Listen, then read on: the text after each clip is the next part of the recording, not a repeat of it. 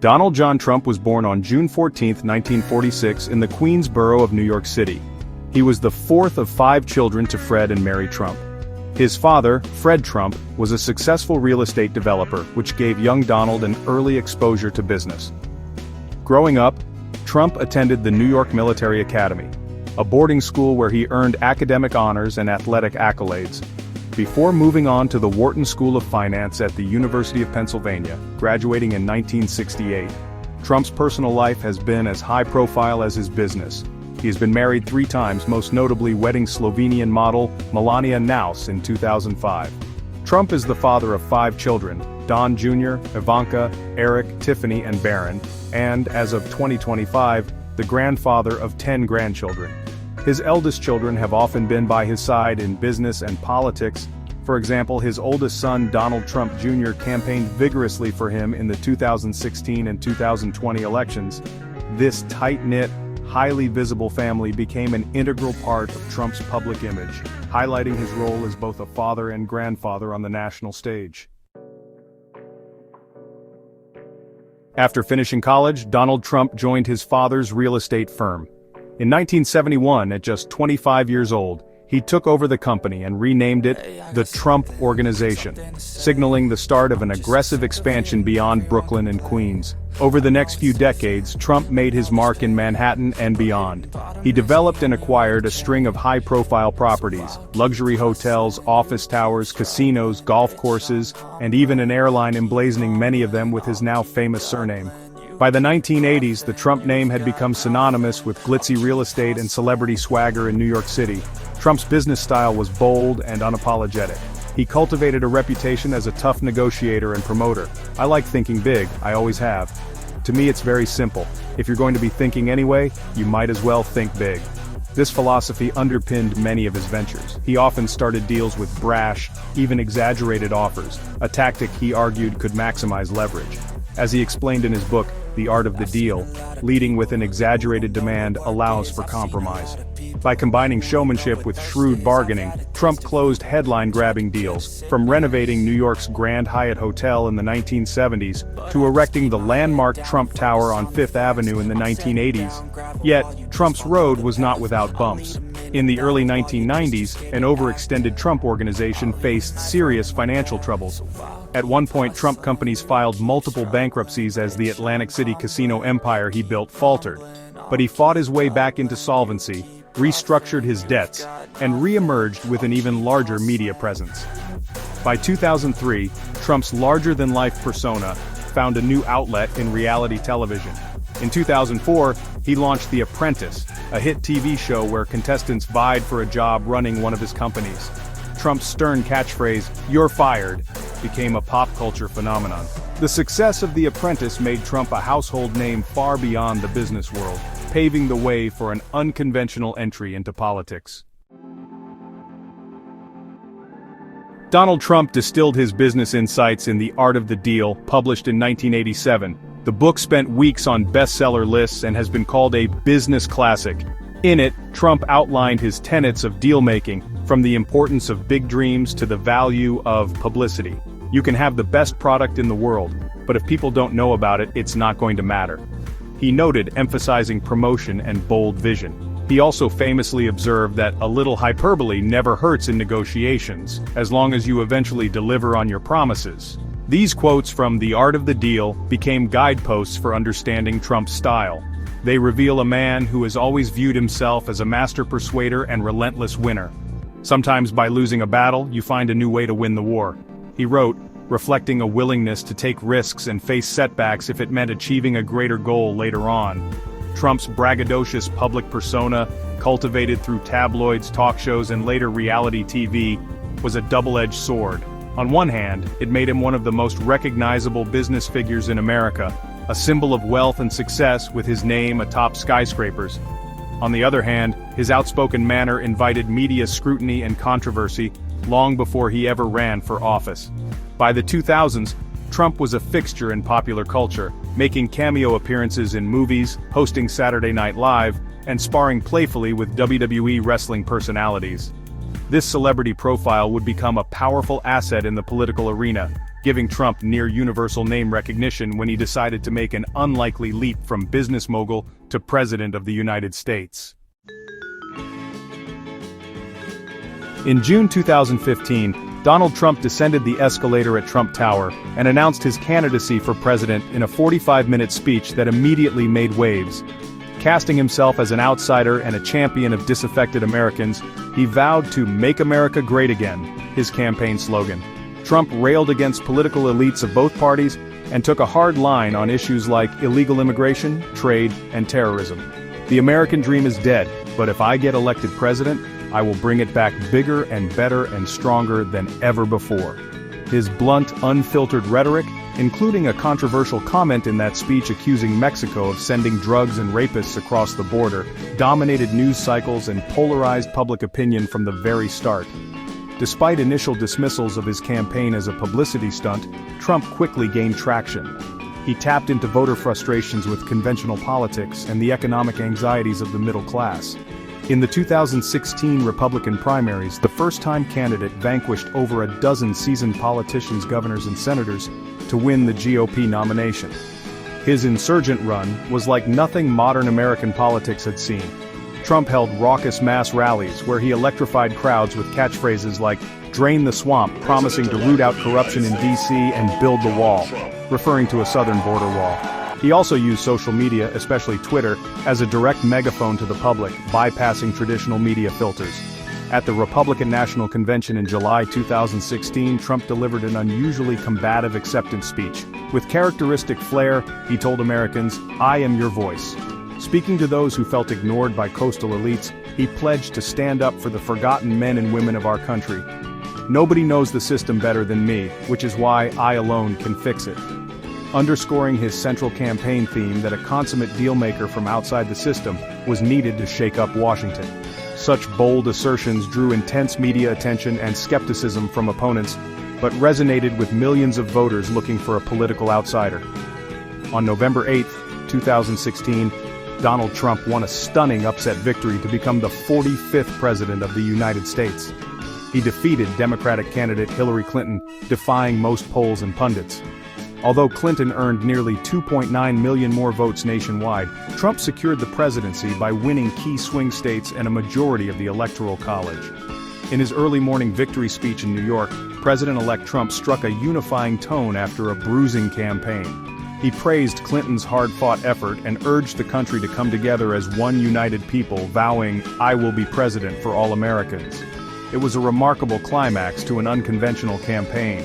For the first time in U.S. history, a billionaire real estate developer with no prior political or military office had been elected to the nation's highest office, marking the beginning of a presidency unlike any before. Donald J. Trump took the oath of office on January 20, 2017, and immediately set about implementing his America First agenda. Despite coming in as a non-politician, Trump proved adept at pushing through significant policy changes.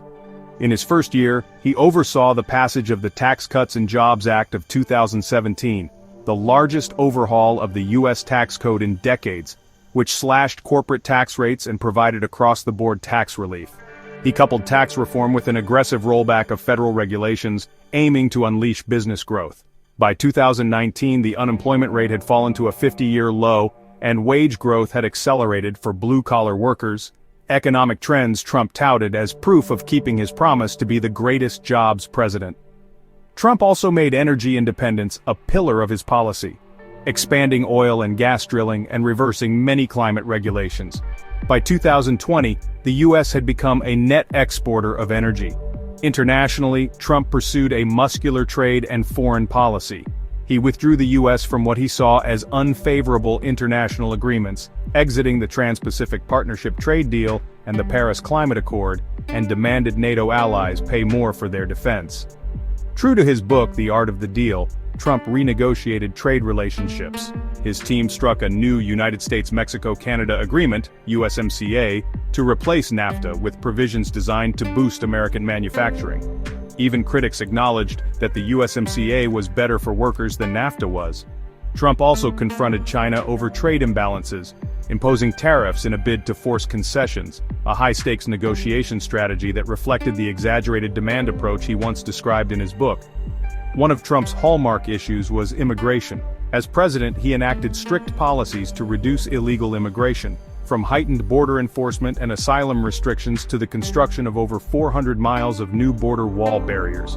The administration claimed these measures drastically cut unlawful border crossings. In the Middle East, President Trump scored a major diplomatic victory by brokering the Abraham Accords in 2020, which normalized relations between Israel and several Arab nations, a breakthrough for which he received widespread credit. He also ordered the military raid that killed ISIS leader Abu Bakr al-Baghdadi and declared the ISIS caliphate territorially defeated in Syria and Iraq.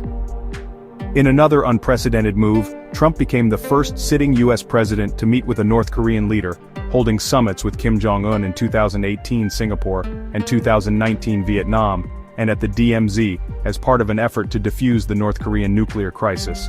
Though denuclearization remained elusive, the image of a U.S. president shaking hands with the North Korean dictator marked a historic shift after decades of hostility. On the domestic front, Trump appointed 3 Supreme Court justices, Neil Gorsuch, Brett Kavanaugh, and Amy Coney Barrett, tilting the court in a conservative direction for potentially generations. He filled over 200 federal judgeships in 4 years, reshaping the judiciary. His administration also enacted a bipartisan criminal justice reform law, the First Step Act of 2018, aimed at rehabilitating prisoners and reducing recidivism. For veterans, Trump signed the VA Mission Act and other reforms that expanded healthcare choices and accountability in the Department of Veterans Affairs, touted as the most significant VA reforms in 50 years. From launching the U.S. Space Force, the first new military branch since 1947, to investing billions in rebuilding the armed forces, Trump's term saw a series of firsts and bold actions that supporters hail as fulfilling his promise to shake up the status quo. By the end of 2019, before the pandemic struck, the president pointed to record stock market highs, low unemployment, and a strengthened military as evidence that he was delivering on his campaign slogan, "To Make America Great Again." Trump's negotiation-centric leadership style, honed in business, had clearly made its mark on Washington, for better or worse. Even as President Trump notched policy wins, his term was engulfed by unprecedented controversy and opposition. From day one, he faced fierce resistance in the press and frequent leaks and investigations in Washington.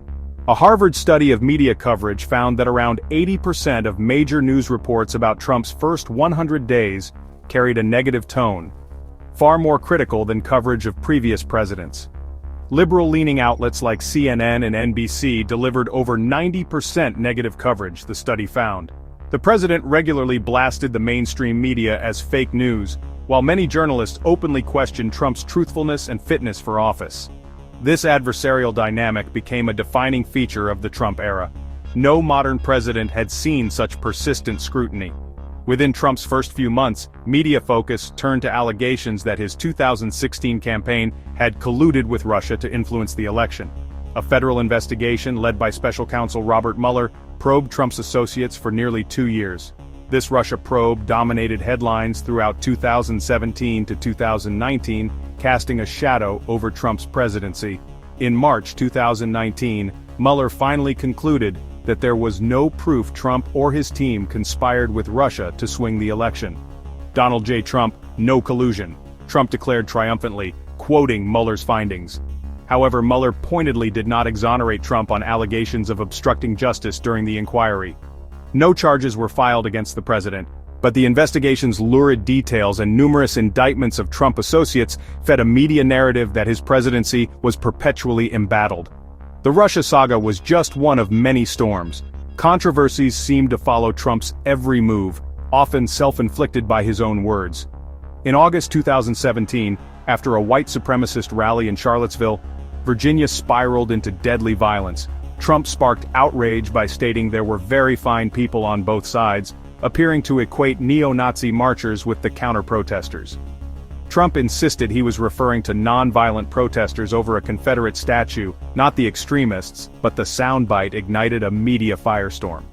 In another instance, during a July 2018 summit in Helsinki, Trump openly questioned U.S. intelligence conclusions about Russian election meddling and seemed to take Vladimir Putin's word instead, a moment that even some Republican allies condemned. The press excoriated Trump over these incidents, portraying them as abdications of moral leadership. Trump's personal conduct also fueled endless debate. In October 2016, just weeks before the election, The Washington Post released the infamous Access Hollywood tape from 2005, in which Trump was heard bragging in vulgar terms about groping women. When you're a star, they let you do it. Grab 'em by the blank. You can do anything. The recording caused a public uproar and nearly derailed his campaign, but Trump apologized, calling it locker room talk, and rode out the storm. During his presidency, allegations of past affairs, notably with adult film actress Stormy Daniels, and hush money payments became tabloid fodder and led to legal battles. Through it all, Trump's approval ratings remained deeply polarized, adored by most Republican voters, but strongly disliked by Democrats, reflecting the country's sharp partisan split. Political opponents took unprecedented steps to undermine Trump's presidency. In December 2019, the U.S. House of Representatives impeached President Trump on charges of abuse of power and obstruction of Congress. The case revolved around a July 2019 phone call in which Trump pressured Ukraine's president to investigate Joe Biden's family, leveraging military aid as potential pressure, which Democrats argued was an abuse of presidential power for personal political gain. Something former Vice President Joe Biden openly admitted to doing on camera, when he threatened to withhold aid from Ukraine if they didn't fire the prosecutor investigating his son, Hunter Biden, which the media ignored, and no charges were ever brought against Joe Biden, demonstrating a clear political and media bias. Ukraine caved to the threat, and the prosecutor was indeed fired. Trump became only the third U.S. president ever impeached by the House. The impeachment passed almost entirely along party lines on December 18, 2019. However, after a trial, the Republican-led Senate acquitted Trump on February 5, 2020, falling far short of the two-thirds needed to remove him from office. Every Democrat voted to convict, but Republicans except Senator Mitt Romney on one article stood by Trump, arguing the case was politically driven. The president touted the acquittal as a vindication, but the spectacle further inflamed partisan tensions. Trump's tumultuous term climaxed in a disputed 2020 election. He faced Democratic nominee Joe Biden amid the backdrop of the pandemic and economic downturn. In the November 2020 vote, Biden defeated Trump with 306 electoral votes to Trump's 232, and by a popular vote margin of about 7 million. Trump, however, refused to concede, claiming without verified evidence that massive voter fraud had stolen his victory. He pursued recounts and lawsuits in multiple states. Almost all were rejected by courts for lack of evidence. As the January 6, 2021 congressional certification of Biden's win approached, Trump urged his supporters at a Washington rally to fight like hell and press Congress and Vice President Mike Pence to overturn the results. What followed was a dark chapter in American history. A pro-Trump mob stormed the U.S. Capitol on January 6, disrupting the electoral count. 5 people passed in the chaos or its aftermath, and scenes of rioters occupying the halls of Congress shocked the world. One was shot by the Capitol Police, another passed of a drug overdose, and 3 passed of natural causes, including a police officer who passed of natural causes a day after. Although liberal media outlets claim it occurred during the protest, and it has since become a liberal talking point repeated constantly, despite it being untrue. In the immediate wake of the Capitol riot, the House moved to impeach Trump a second time, this time charging him with incitement of insurrection. On January 13, 2021, just a week before his term ended, Trump was impeached again, making him the first and only U.S. president to be impeached twice. A handful of Republicans joined Democrats in the House in this historic rebuke. Trump, now out of office, faced his second Senate trial in February 2021. The Senate vote resulted in 57 guilty to 43 not guilty, with 7 Republicans voting to convict, a majority, but not the required two-thirds. So once again, Trump was acquitted, this time on February 13, 2021. These clashes, unprecedented impeachments, investigations, and bitter media battles underscored the intense political and media effort to challenge Trump's legitimacy and agenda throughout his presidency. Not even physical threats were absent. Trump faced multiple assassination threats during his campaign and presidency, In June 2016, an attacker was arrested at a rally in Las Vegas after trying to grab a police officer's gun in a plot to shoot Trump. And in September 2020, law enforcement intercepted a letter laced with the deadly poison ricin that was mailed to President Trump, a package sent by a Canadian woman who called Trump the ugly tyrant clown, and vowed to find a better recipe if her poison failed. The suspect was arrested and later sentenced to 22 years in prison for the attempted attack. These incidents, while ultimately foiled, highlighted the extreme passions and dangers surrounding Trump's tenure.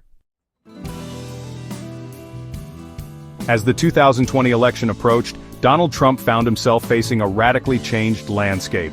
The pandemic had killed hundreds of thousands of Americans and triggered lockdowns that rocked the economy. Trump's once booming economy slipped into recession, and his handling of the pandemic, including downplaying the virus early and clashing with scientists on remedies, became a central campaign issue. In the November 3, 2020 election, Joe Biden defeated Trump to become the 46th president. Biden's victory was declared on November 7, 2020, after 4 tense days of vote counting in swing states. Biden ultimately flipped several states that Trump had won in 2016, such as Pennsylvania, Michigan, and Wisconsin, and even picked up Arizona and Georgia, earning him a decisive electoral college win. Trump, however, refused to accept the outcome. For 2 months he asserted, without concrete evidence, that the election was rigged and that he had won by a landslide. His legal team filed dozens of lawsuits across multiple states, alleging irregularities. Courts threw out every major case, and state officials, Republicans and Democrats alike, stood by the integrity of their results. Despite this, Trump persisted in urging officials to find votes in his favor, as in a notable phone call pressuring Georgia's Secretary of State. The president's extraordinary bid to cling to power reached its climax on January 6, 2021. That day, as Congress met to certify Biden's victory, Trump addressed thousands of supporters near the White House. He repeated claims of a stolen election and implored the crowd to march to the Capitol and peacefully and patriotically make your voices heard, but also to fight like hell or they won't have a country anymore. The situation spiraled violently out of control when a segment of the crowd assaulted the Capitol, leading to a deadly insurrection that temporarily halted the certification of the election. In the immediate aftermath, Washington's political establishment, including some former Trump allies, recoiled at the sight of the Capitol under siege.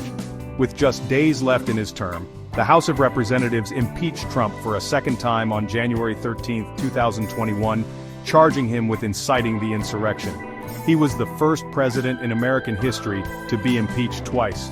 The article of impeachment stated that by spreading false election claims and encouraging supporters to march on Congress, Trump had gravely endangered the security of the United States.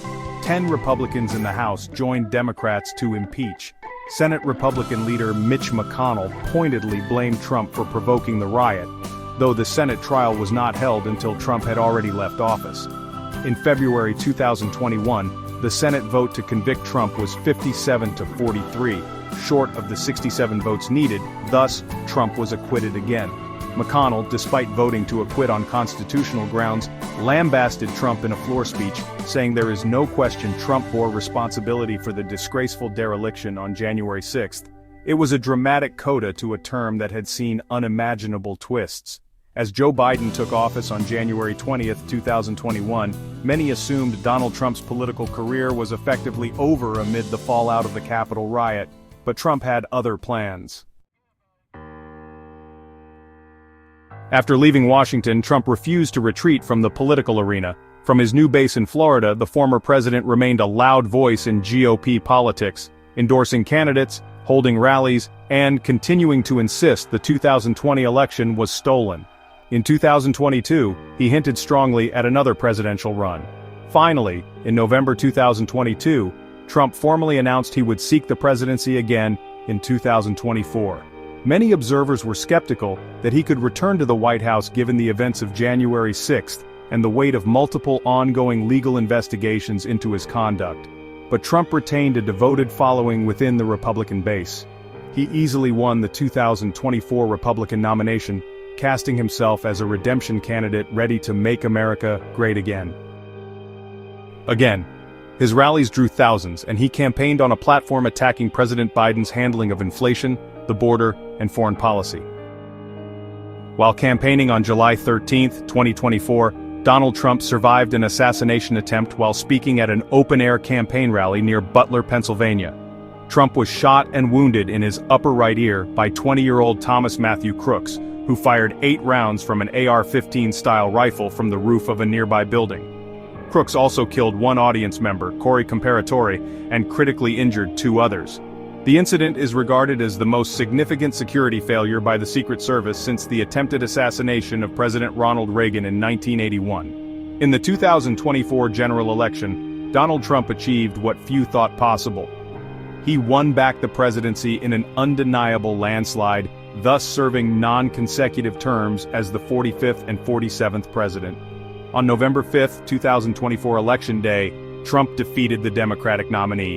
In fact, Fox News projected that he would beat Vice President Kamala Harris, who had stepped in as the Democratic candidate. President Biden, citing age and approval concerns, had reportedly decided not to run, and Harris led the Democratic ticket. Trump's victory was confirmed in the early hours of November 6, 2024, making him the second U.S. president ever after Grover Cleveland in the 19th century to reclaim the White House in a non-consecutive term. The win was heralded by his supporters as the greatest political comeback in American history. It also cemented Trump's iron grip on the Republican Party and his enduring appeal to millions of voters, including minorities and younger voters. When Donald Trump was sworn in again on January 20, 2025, he was the oldest president ever inaugurated at age 78, yet he exuded confidence and a sense of mission. After a landslide election victory in 2024, President Donald J. Trump is returning to the White House to build upon his previous successes and to use his mandate to reject the extremist policies of the radical left while providing tangible quality-of-life improvements for the American people. Trump laid out an ambitious Agenda 47, a vision for what he called a golden age for America. Upon taking office, he declared, "The golden age of America begins right now." In Trump's view, this meant a renewed focus on border security, an all-out effort to curb violent crime, reviving domestic energy production, ending endless wars, and confronting entrenched bureaucracy in Washington. He promised to unleash the potential of the American economy and restore America's standing in the world, vowing that the forgotten men and women of our country will be forgotten no longer. As the 47th president, Trump's goals included finishing the border wall and stopping illegal immigration, dismantling drug cartels fueling the opioid crisis, and reversing the decline in U.S. cities afflicted by homelessness and crime. Internationally, he aimed to broker peace in Ukraine, which had been ravaged by war during Biden's term, and pursue tough negotiations with rivals like China and Iran to protect American interests. Time after time, President Trump has defied the odds because he fundamentally believes in the exceptionalism of the American spirit and wants to see our great country succeed. Indeed, Trump's historic return to power, after a one-term interruption, was itself a defiance of the odds, a chapter only he and Cleveland share in U.S. history. The golden age of America begins right now. With those triumphant words, President Donald J. Trump began his second term. The coming years will test whether he can deliver on that bold promise. Love him or loathe him, Donald Trump's life, from Queens to real estate fame, from reality TV stardom to the Oval Office, twice, remains one of the most extraordinary and unlikely stories in American political history.